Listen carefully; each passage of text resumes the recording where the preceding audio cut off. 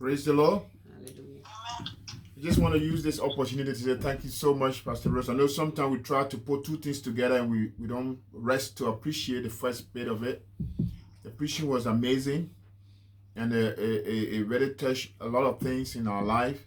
And I know we're going to go to do meeting. We have to do certain things maybe outside service. But I just wanted to say that I've learned something very serious. The first thing we learned here is that there is a race, and that race has a risk.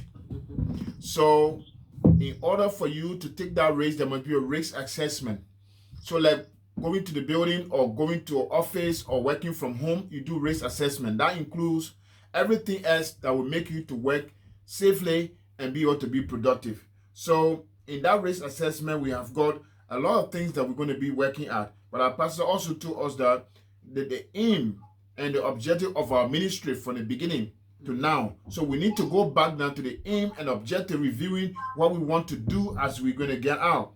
And that means that those objectives must be workable. She said achievable, actually. It must be achievable. So we're not going to come here and just speak things that we have in our wider imagination, but those little steps that we'll be taking to make sure that we do those things. So when we plan those things, we take decision. That means we have action, who's doing what, and go actually towards the implementation of those things. So that is a very short summary of what the whole sermon was about, but it's very important. Nobody, even God, wouldn't have dealt with us without planning for us. That's what the Bible says. God has a plan for us. Yeah. And he told us this overview of his plan for us. The plan is not to suffer us. But even though we suffer, but we're not intended for all to suffer. Every suffering we go through is going towards the success of our livingness.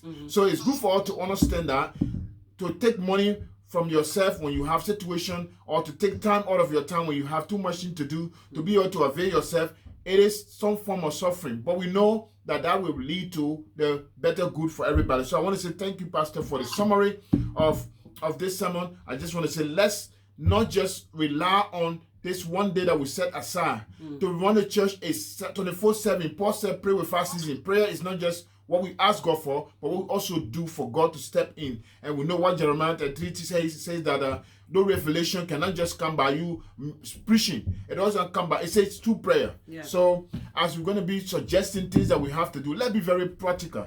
But let's also set some time aside on the weekdays so that we come and see whether who coming for this. Because today, people may not want to talk too long to dilute the real good message. But when you come on a Tuesday, on a Wednesday for a meeting, you come for that meeting, you take your pen, you write the agenda down, you come with idea and you really expose. Just as we set the prayer time on those days, everybody will be involved. So I want to thank all of you for everything that we will be saying. Let's not take this lightly, because our future depends on what we put before God. Let's put our risk assessment before him so that he can approve it and make it workable. God bless you all. Thank you. Thank you so much, Reverend. Thank you for adding on.